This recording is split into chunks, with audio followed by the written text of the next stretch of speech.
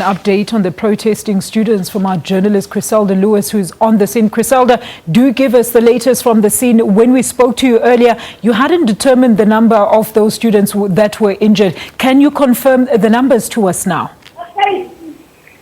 Well, Alicia, the situation at the moment is so volatile that we're unable to establish exactly how many students have been injured at this point. The figures that we have are 2 at this point, but we're still waiting to get the official word from emergency services on how many exactly had been transported. You must remember that the area where we were covering this violent protest is one of the areas, just one of the many gates where students had gathered in this area. But official confirmation from the police at this stage that 2 arrests have been made. 2 students have been arrested and they face charges of public violence.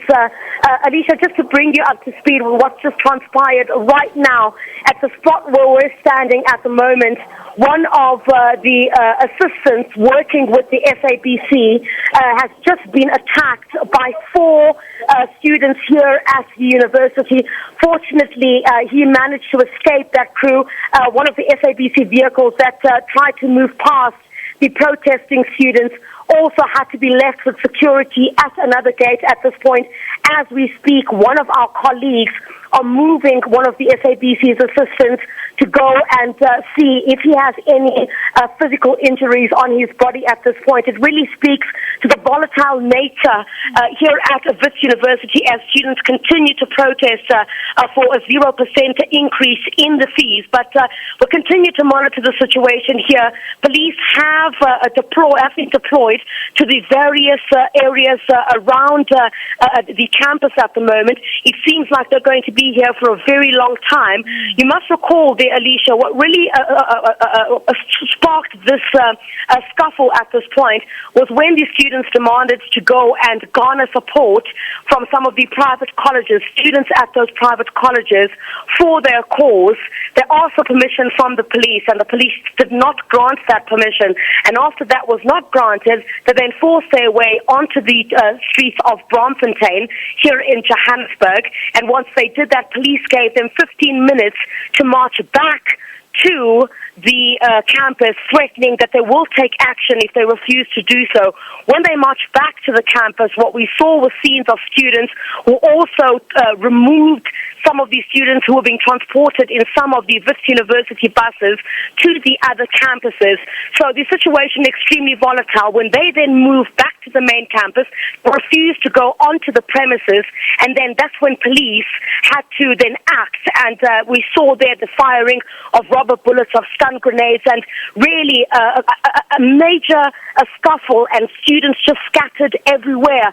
The visuals that we showed you a bit earlier on there were of students who were injured.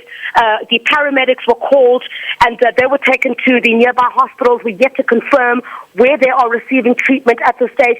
It's very difficult also, Alicia, to try and get as much information as possible while the chaos itself continues.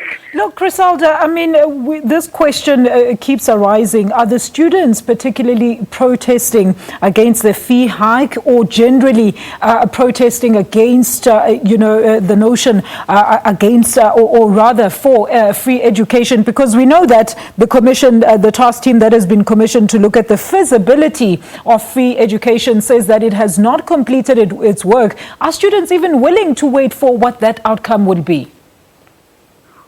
Well, it certainly doesn't seem so, Alicia. You must remember that all this was sparked by the much-anticipated announcement that the Higher Education Minister, Blade Monday, made just earlier this week, when he said he was giving the powers to universities to decide on how to hike the fees for the 2017 academic year.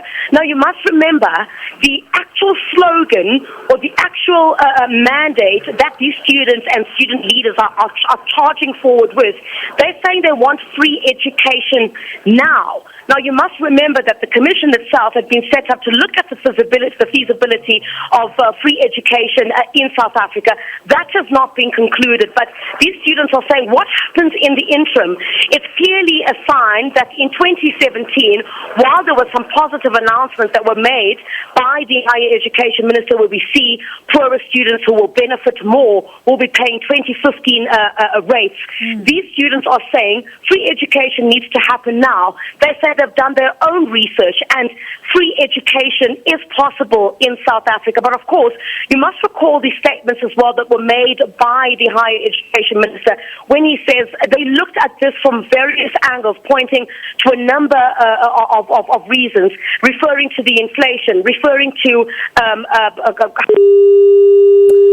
All right, unfortunately, we've lost our reporter on the line there. That was Chriselda Lewis. She's reporting to us live from the University of Witwatersrand, where protest has become a bit, violent there with students clashing with police. We will be giving you an update as soon as possible.